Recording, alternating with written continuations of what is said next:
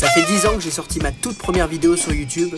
J'avais 12 ans, la vidéo s'appelait Le mois d'avril et il y avait de la perruque. Non, pas du tout, en fait vous avez un... C'est magnifique, je suis en train de vous parler, il y a des écureuils partout. Je suis à Londres depuis ce matin, je fais genre que les écureuils c'est normal alors que je suis encore trop fasciné. Putain, décidément, à chaque fois que je fais une vidéo sur cette chaîne, maintenant je suis à Londres, c'est fou. Putain, dans votre tête, je suis sûr que vous pensez que je suis obligé d'aller à Londres pour mettre une vidéo en ligne. À croire qu'il n'y a que ici qu'il y a de la wifi. Alors déjà, petite mise en contexte de ces 10 ans, faut savoir que quand moi j'ai démarré cette chaîne YouTube, c'était le 7 avril 2015, donc c'était quand même une autre époque. À ce moment-là, c'était le pic de toutes les vidéos sur YouTube, de tous les gros youtubeurs. Et moi, c'était pile un moment aussi, donc 12 ans, où je consommais à fond ce genre de vidéos. C'était une période où donc ces gros youtubeurs commençaient à mettre les moyens. J'ai le souvenir de Cyprien qui commence à faire des courts-métrages qui sont hyper bien réalisés, hyper bien produits. Et du coup, pour moi, ça me mettait le truc de waouh, je peux en effet prendre ma caméra et tourner des trucs, mais il y a de l'ambition, c'est-à-dire que sur YouTube, il y a de la place à de la fiction, il y a de la place à faire des choses vraiment big, tu vois. Moi, à côté de ça, du coup, 12 ans, je rêvais, c'est toujours mon rêve, mais que je vis en ce moment, je rêvais d'être humoriste, de faire de la scène, et évidemment que je savais que à 12 ans, faire de la scène, voilà, j'allais pas être très mûr. Et en fait, comme j'étais passionné, c'est un peu tombé sous le sens, je me suis dit, bah tiens, pour m'entraîner, pour exprimer mes choses que j'écris, parce que j'écrivais déjà beaucoup, et bah tiens, je vais me lancer une chaîne YouTube, et j'ai publié ma première vidéo qui s'appelle Le mois d'avril. Le mois d'avril.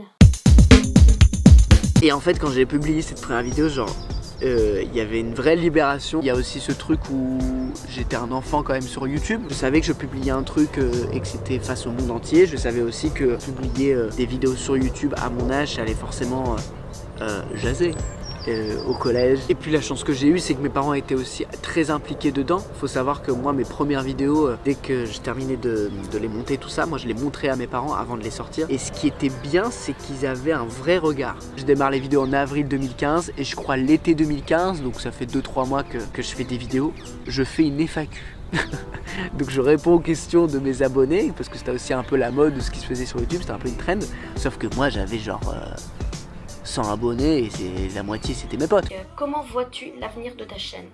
Je pense que l'avenir de ma chaîne, je sais pas. Mes parents, ça, ils ont toujours eu le recul et ils me l'ont dit tout de suite. Ils m'ont dit, mais pourquoi tu fais ça? Fais tes vidéos humoristiques, là. C'est bien ça quand t'as des milliers d'abonnés, des millions d'abonnés, mais là ça fonctionne pas. Donc ces vidéos, je les ai forcément mises de côté. Mais du coup, les débuts, c'était ça. Le début, c'était donc des stand-up de chambre avec les moyens du bord, avec mon iPod Touch, moi, quelques potes parfois. J'ai eu la chance d'avoir des potes qui m'ont vachement soutenu quand je démarrais les vidéos. Et parmi eux, il y a Mohamed. Mohamed, c'est le premier ami qui a accepté de tourner dans mes vidéos, de jouer n'importe quel rôle, même les plus fous. De quoi tu parles? Et aujourd'hui, je l'ai invité à venir chez moi pour qu'on puisse parler de tout ça.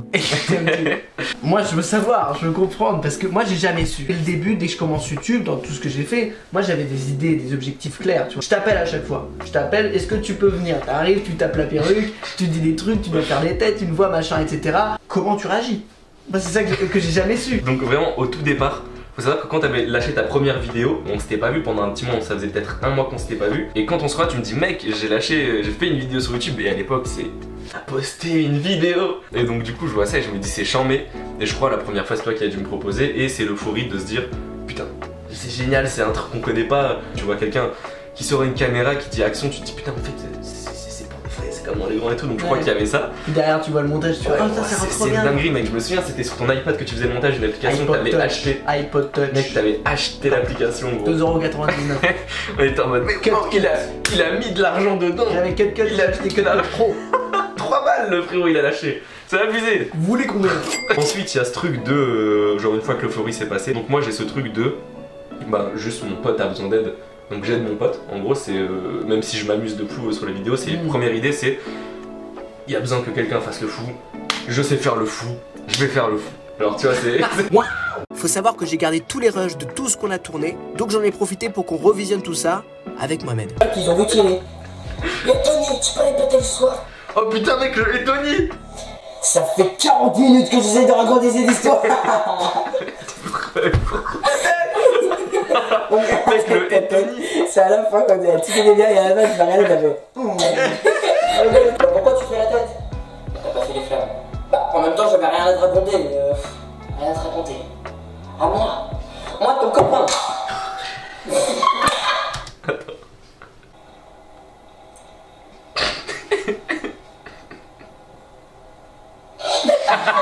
On rigole pas avec Snap, gars.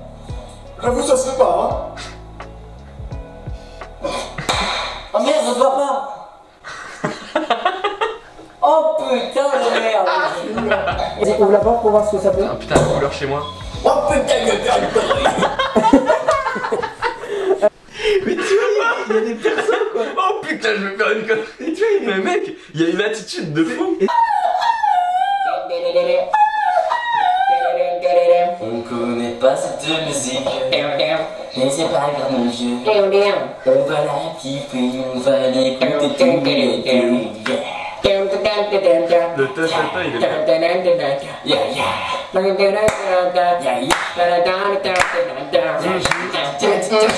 bien. Oh, Hey.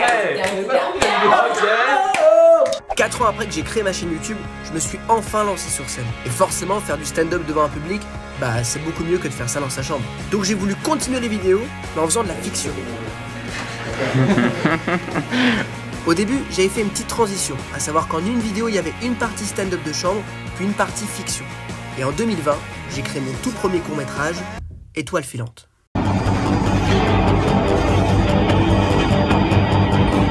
Aujourd'hui, c'est vrai que, encore une fois, avec du recul, je l'assume, etc. J'en suis fier. Et forcément, en termes d'écriture, de l'histoire, du montage, plus du tout en phase avec ça. Mais par contre, là, ma fierté absolue, c'est qu'il y a un truc où j'ai l'impression que c'est figé dans le temps. On venait d'avoir le bac, on a YouTube et t'as vraiment tu vois tous les gens du lycée, tous les copains, il y a tout le monde qui a été impliqué dans ce projet. C'est vrai que ça a été un rassemblement de fou. Toutes les personnes que vous voyez dans ce court-métrage, c'est vraiment mon entourage à ce moment-là. C'est-à-dire qu'aujourd'hui, quand je revois des petits extraits, des petits bouts, je me dis waouh, mais c'est trop bien quoi d'avoir fait impliquer tous mes potes de la vie perso. Un de mes profs, mon prof d'anglais, Monsieur Francisco, si vous me regardez, c'est lui qui a composé la musique du court-métrage, donc c'est fou. Moi je voulais qu'on soit un collectif.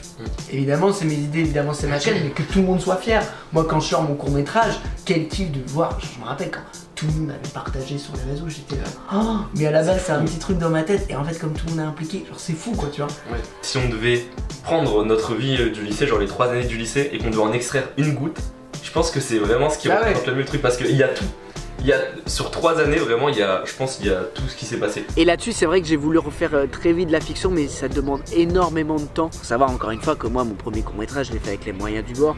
Et je me suis rendu compte que faire tout seul c'est super, c'est cool, mais ça prend 6 mois quoi. C'est fou, mec, excuse-moi, t'es venu, t'as pris tes couilles, tu les as posées, t'as appelé telle mairie, mec, t'as fait ci, t'as fait ça, c'est génial. Mais on a commencé à expérimenter des trucs, on a commencé à faire 2 courts-métrages, un peu d'horreur et tout, pareil fait avec les moyens du bord. Quelque part c'est des vidéos où je me dis elles sont en cohérence avec ma chaîne parce que c'était vraiment genre, tiens qu'est-ce qu'on fait, ça nous plaît, et bah viens on le poste.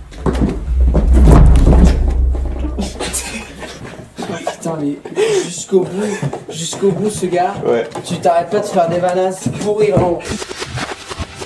Merci beaucoup d'avoir regardé cette vidéo, n'hésitez pas à lâcher votre like, commenter.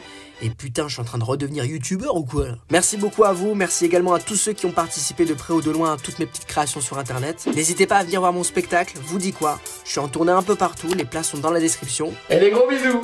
C'est ciao. Et mon copain... Oh.